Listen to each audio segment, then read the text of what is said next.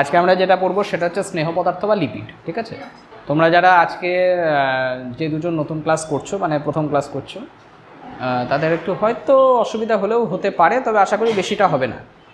তার কারণ হচ্ছে আমরা যেটা পড়ছি সেটা হচ্ছে 11 বা একাদশ শ্রেণীর বায়োমলিকিউলস এই চ্যাপ্টারটা। ঠিক আছে, মানে ওই সজীব কোষের রাসায়নিক গঠন, ওই চ্যাপ্টারটা আমরা পড়ছি। ঠিক আছে, তো এই চ্যাপ্টারের মধ্যে অনেকগুলো ভাগ আছে, যেমন ধরো কার্বোহাইড্রেট, শর্করা আগের দিন হয়ে গেছিলো, নিউক্লিক অ্যাসিড আগের দিন হয়ে গেছে, অ্যামাইনো অ্যাসিড, প্রোটিনের স্ট্রাকচার হয়ে গেছে, শুধু বাকি থাকছে ফ্যাট মানে লিপিড, আর হচ্ছে এনজাইমটা বাকি থাকছে।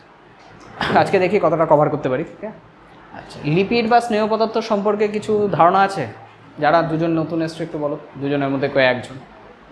লিপিড বা স্নেহ পদার্থ বলতে একটু বলো, কি জিনিসটা কি, বা বলতে কি বোঝায়, বা তোমার কি জানা আছে এই সম্পর্কে বলো একটু দেখি, চেষ্টা করো কিছু। কী হবে পাশের জন?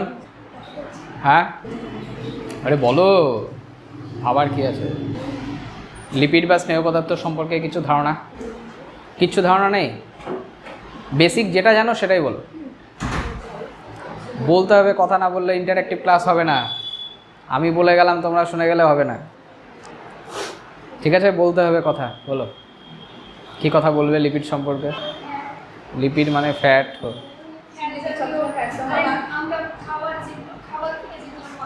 আচ্ছা, ফ্যাটি পাই, আর কিছু পাই না?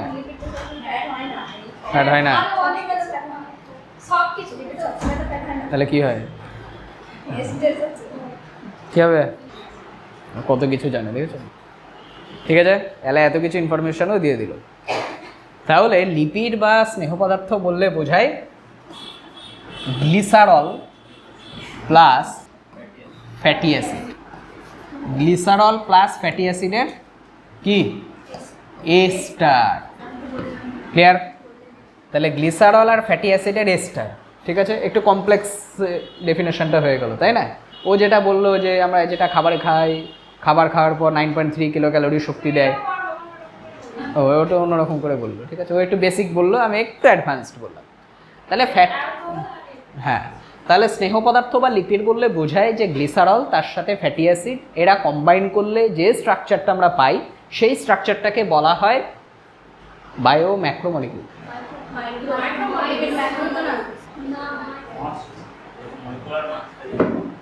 তাহলে ম্যাক্রোমলিকিউলস কোন? হ্যাঁ, তাহলে লিপিডকে ম্যাক্রোমলিকিউল বলবো না?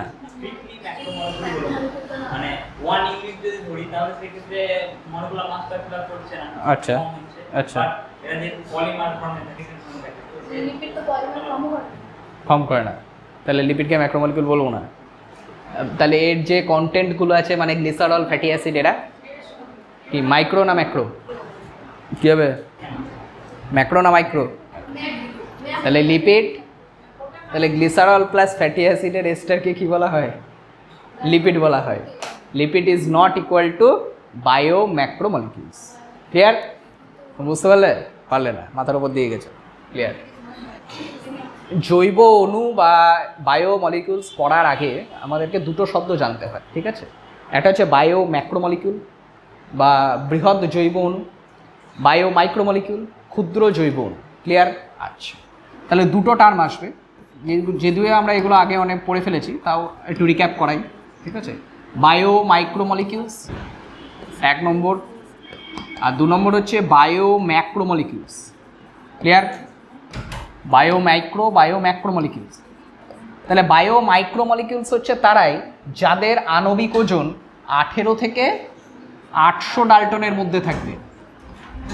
তাহলে যে সমস্ত জৈব অণুর মলিকিউলার ওয়েট বা আণবিক ভর 18 থেকে 800 ডাল্টনের মধ্যে থাকে তাদেরকে বলা হয় ক্ষুদ্র জৈব অণু বা বায়ো মাইক্রোমলিকিউলস।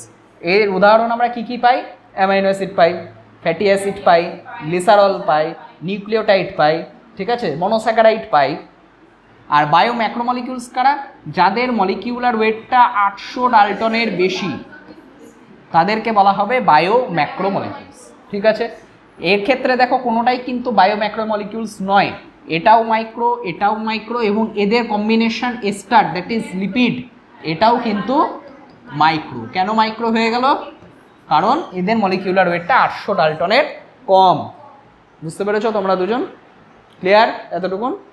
আচ্ছা, নেক্সট পেজে যাই। এবার আমরা যদি গ্লিসারলের স্ট্রাকচারটা দেখি কীরকম হয়।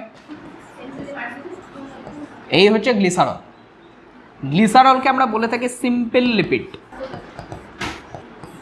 গ্লিসারলকে আমরা বলে থাকি সিম্পল লিপিড।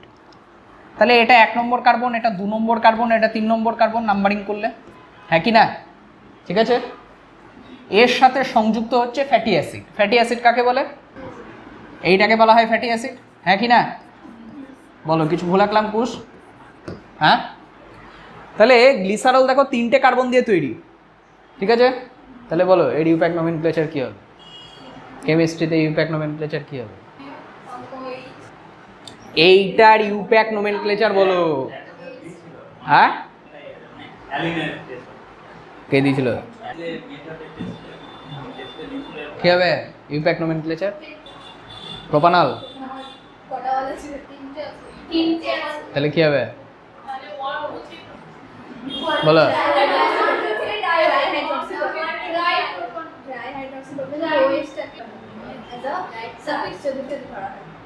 কি হবে?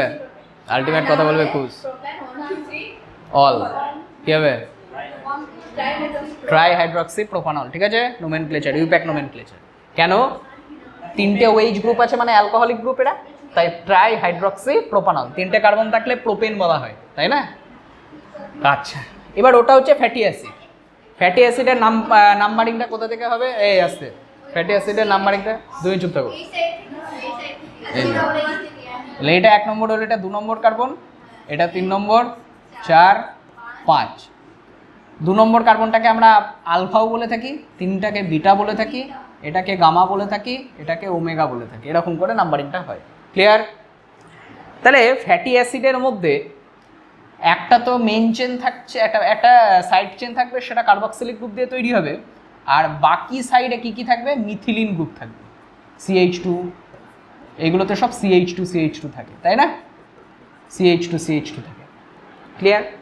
এইবার যদি একটা ফ্যাটি অ্যাসিড এই ওএইচটাকে রিপ্লেস করে দেয়, একটা ফ্যাটি অ্যাসিড গ্লিসারলের এই 3 নম্বর কার্বনে লেগে থাকা ওএইচটাকে যদি রিপ্লেস করে, তাহলে কি তৈরি হবে আলটিমেট প্রোডাক্টটা? আলটিমেট প্রোডাক্টটা কি তৈরি হতে পারে? আলটিমেট এই প্রোডাক্টটার নাম কি হবে? ফ্যাট। কি ফ্যাট? নাম কি হবে বলো একটু, বলো। দেখো একটা ওএইচকে বার করেছে, কিন্তু একটা ওএইচকে বার করে ফ্যাটি অ্যাসিডটা ঢুকেছে, তাহলে নামটা কি হবে? হ্যাঁ, ফ্যাট হবে, জানি। বলো কি হবে কুস? মনো, এই মনোগ্লিসারাইড। ক্লিয়ার? মনো মানে 1, তাহলে এটা নামটা হয়ে গেল কিরকম? মনোগ্লিসারাইড। মনোগ্লিসারাইড, এটা নাম হয়ে গেল মনোগ্লিসারাইড। যদি আর একটা ফ্যাটি অ্যাসিড যদি এই ওএইচটাকে রিপ্লেস করে, তাহলে কি হবে?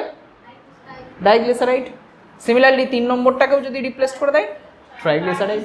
তাহলে এইভাবে মনো, ডাই এবং ট্রাইগ্লিসারাইড তৈরি হয়। আচ্ছা।